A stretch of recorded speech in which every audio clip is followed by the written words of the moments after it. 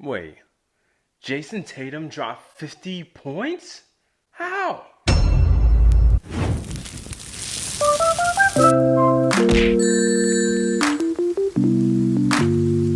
The NBA regular season came to an end, and Jayson Tatum knew what time it was off the bat. The Celtics played their only play-in game and secured the 7th seed in large part because Jayson Tatum snapped. Let's dive into exactly how he did it. On this first play, we see Jayson Tatum come up and use the screen to probe for options.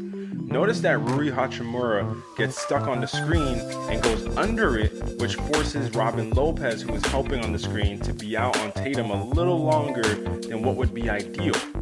Tatum does pick up his dribble to make the pass, but it's not open. However, Hachimura makes the mistake of jumping to deter Tatum from making the pass when Lopez is rotating back to his man, which in turn leaves Tatum open for an open three. You even see Russell Westbrook get frustrated and tell Rui to go over the screen. Sometimes you see these things in defensive coverages where maybe you scheme to play a certain way, but when a guy gets hit with a screen or something like that, he just kind of improvises and does something off the fly that the team didn't scheme for. And when it results in a defensive lapse like this, you can see sometimes the star players, especially guys like Russell Westbrook, LeBron James, they're not shy about letting the guys know, like, hey man, this is how you're supposed to guard this play. Like, let's make sure we're sticking to that. So on this next play, you kind of see the inverse of the last one. Because of what went wrong on that play, they try to correct it on this go-round, where Tatum is again using the screen, but this time Rui goes over the screen, which puts him behind the play because he does get stuck on it some, and he's trying to catch up to Tatum on the play. And this time Lopez doesn't meet Tatum at the top of the screen to help, but is instead sagging back in the paint to protect against the drive. Tatum comes off looking to be aggressive, using his momentum off the screen to barrel downhill at Lopez, but throws him off with the dribble fake to his left. You see Lopez bites on it just enough when he opens up his stance with his right foot to honor the fake, thus opening the lane for Tatum. And these little subtle moves are so important when you're trying to get to the basket or try to throw somebody off that's taller than you, that's bigger than you, that's a rim protector, because most likely if Tatum would have just tried to go straight downhill and go at Lopez, he might have had a more difficult shot. But because of the fact that he did that slight dribble fake to his left and acted like he could have gone left for a second, Robin Lopez has to honor that. And so you see when his stance opens up like that and Tatum's able to get an easier layup, that's all from that one little move and being able to throw somebody off their balance. That's important as a scorer. Now this play is just the classic example of a bucket getter getting a bucket. It's as simple as that. There's really nothing else to that.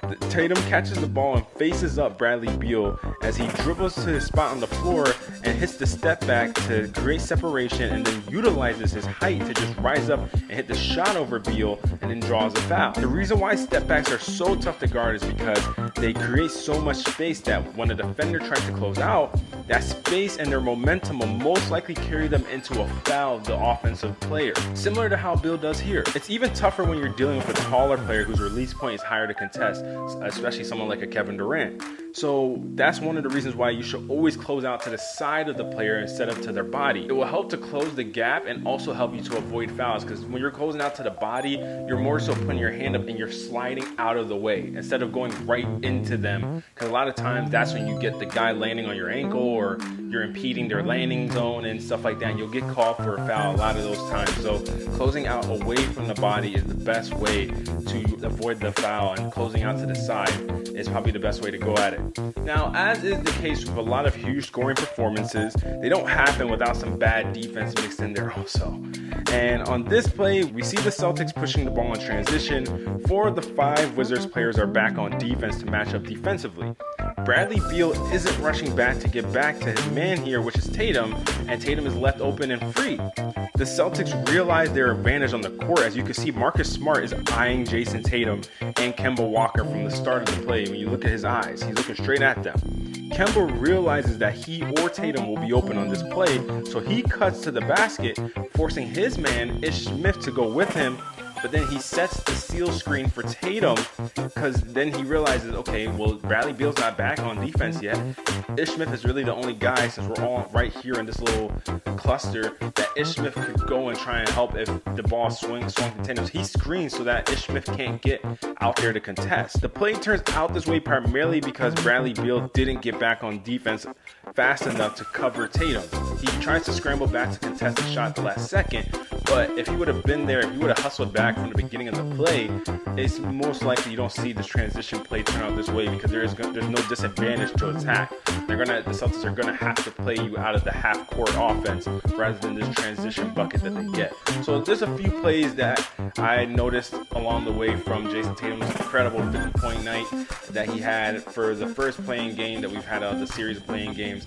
And let me know what you guys think about Jayson Tatum's 50-bomb performance. How impressive do you think it was? And what do you think about how the Wizards' defense played a role in maybe his 50-point explosion? I mean, I've always felt like Jayson Tatum is this caliber of scorer that we can see him eventually start reeling off the 50s. I mean, that was his third 50-point game of the season. So we can see him start to have more and more performances like this and really start to may solidify his mark. Because even though when you talk about the best scorers in the NBA right now, obviously guys like James Harden, Kevin Durant, Steph Curry, all those other guys come to mind.